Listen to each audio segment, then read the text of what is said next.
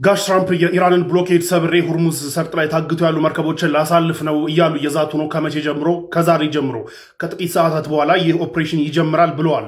በኢራን በኩል ግን ዶናልድ ትራምፕም ሆኑ የእሳቸው ሚሊተሪ በምንም ተአምር ሁርሙዝ ሰርጥን አልፎ ወደ ፐርሺያን ሲ የሚገባ ከሆነ የተኩስ አቁም ስምምነቱን እንደጣሰ ነው የምንቆጥረው፣ ሉዓላዊነታችን እንደደፈረ ነው የምንቆጥረው፣ ሰው አጸፋ እንመልሳለን ብሎ እየዛተ ነው ያለው። ኮንትራዲክት የሚያደርጉ ሁለት ሪፖርቶች ናቸው እየወጡ ያሉት።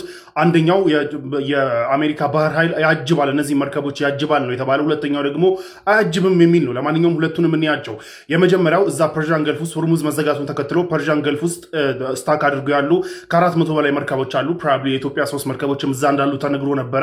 እስካሁን ስለመውጣታቸው ስላልሰማን ያው እዛው ናቸው በሚለው አስዩም እናድርገውና ማለት ነው። እነዚህ መርከቦች እንግዲህ ጦርነት ድንገት ሲጀመር እንግዲህ ባልጠበቁት መልኩ እዛው ስትራንድድ ሆነው ኦር ታግተው ቀርተዋል። እዛ ዶናልድ ትራምፕ እያሉ ያሉት እነዚህ መርከቦች የኒውትራል አገራቶች ከጦርነት ውስጥ የማይመለከታቸው የሆኑ አገራቶች መርከቦች ናቸውና እዛ እየተሰቃዩ ስለሆነ እነሱን ማስወጣት አለብን የሚል ሂውማኒቴሪያን መስሎ ለመቅረብ የተሄደ አካሄድ ነው። ኦር ሰብአዊነት ተሰምቷቸው ለማስመሰል ነው እየሞከሩ ያሉት። ይህ ብሌም ጌም ነው ባይ ዘ ዌይ። ይህንን ደግሞ ኢራን አይሆንም ስትል ዓለም በሙሉ አጌንስት ኢራን እንዲገለበጥ መርከቦቹ እንዳያልፉ ኢራን ነች የገገመችው የሚል የፖለቲካል ሙቭ እንደሆነ ኢትስ ኦብቪየስ። ነገር ግን ዶናልድ ትራምፕ ይህንን ሚሊተሪ ማሳካት ይችላሉ ወይ የምርስ ማሳካት ይችላሉ የሚለው የሚያነጋግር ነው። ምክንያቱም ሁርሙዝ ሰርጥ እንደምታውቁት ቾክ ፖይንቷ 3 ኪሎ ሜትር ነች ርቀቷ።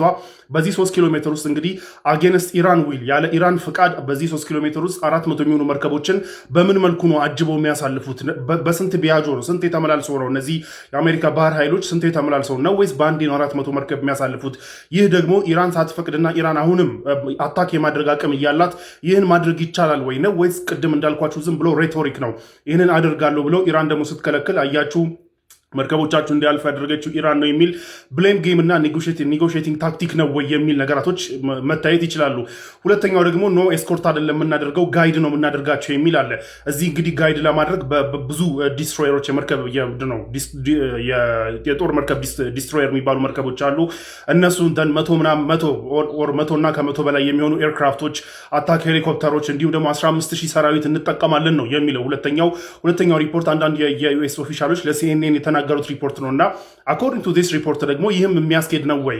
አኮርዲንግ ቱ ዲስ ሪፖርት ለምሳሌ መርከቦቹ እንዲያልፉ ጋይድ ማድረግ ዲስትሮየር መርከቦቹ ለምሳሌ የአሜሪካ ዲስትሮየር የጦር መርከቦች የተቀበሩ ማይኖችን ክሊር ማድረግ፣ ደን ደግሞ የነዚህ ስትራንድድ ሆኖ ያሉ ነዳጅ ጫኝ እንዲሁም የኮንቴነር የሚጭሩ የንግድ መርከቦች እንዲያልፉ መንገዱን መክፈትና መንገዱን መጠቆም፣ ከዛ በኋላ ደግሞ ከኢራን በኩል የሚመጡ ድሮኖች እንዲሁም ደግሞ ትንሽ ስፒድ ቦቶች አታክ ቦቶች የሚመጡ መርከቦች የሚመጡ ወር ጀልባዎች የሚመጡ ከሆነ እነሱን ለማውደም ደግሞ ሄሊኮፕተሮች 100 ምናምን የሚሆኑ የአታክ ሄሊኮፕተሮች እንዲሁም የጦር ጀቶች እነዚህ መርከቦች እንደሚያጅቡና የሚመጡ የኢራን ትንንሽ ጀልባዎች አታክ ሊያደርጉ የሚመጡ ከሆነ እነሱን ማውደም ምናምን የመሳሰሉ ነገራቶች ነው ኦፕሬሽኑ የታሰበው ነው የሚለው። ይህም ሲስፋይሩን የሚጥስ ነው። ምክንያቱም የኢራን መርከቦች መቱ ማለት ያው ወደ ጦርነት ተገባ ማለት ነው ተመልሰው።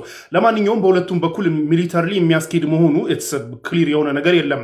ነገር ግን ዶናልድ ትራምፕ ይህንን ኦፕሬሽን እጀምራለሁ ብለዋል። ስለዚህ ኢራን ይህንን ብሎክ የምታደርግ ከሆነ አጌንስት ኢራን ኔጎሽቲንግ ታክቲክ እና ብሌም ጌም ነው እየተጫወቱ ያሉት። ኦብቪየስ ፖለቲካል ሙቭ ነው፣ ኔጎሽቲንግ ሙቭ ነው። ነገር ግን በኢራን በኩል ግን የሁርሙዝ ሰርጥም ሆነ የፐርሺያን ገልፍ ጉዳይ በዶናልድ ትራምፕ ዲሉዥናል በሆኑ ፖስቶች ማኔጅ የሚደረጉ አይደሉም። የእኛ ሉዓላዊነት ነው፣ ስለዚህ እኛንን ማኔጅ የምናደርገው። ነገር ግን እዚህ ውስጥ ኢንተርፊን ለማድረግ የሚሞክር ማንኛውም ኃይል ካለ ግን እርምጃ እንወስዳለን ብለው ዝተዋል። ስለዚህ ኢን ዘ ካሚንግ አወርስ ዶናልድ ትራምፕ ይህ ኦፕሬሽን ይጀምራል ብለዋል። ስለዚህ ኢን ዘ ካሚንግ አወርስ በሚመጡት ሰዓታት እንግዲህ ጀምሮ ደግሞ የምር ያሳኩታል ወይ ሳክስ ነው የሚለውን አይገስ ዊል ሲ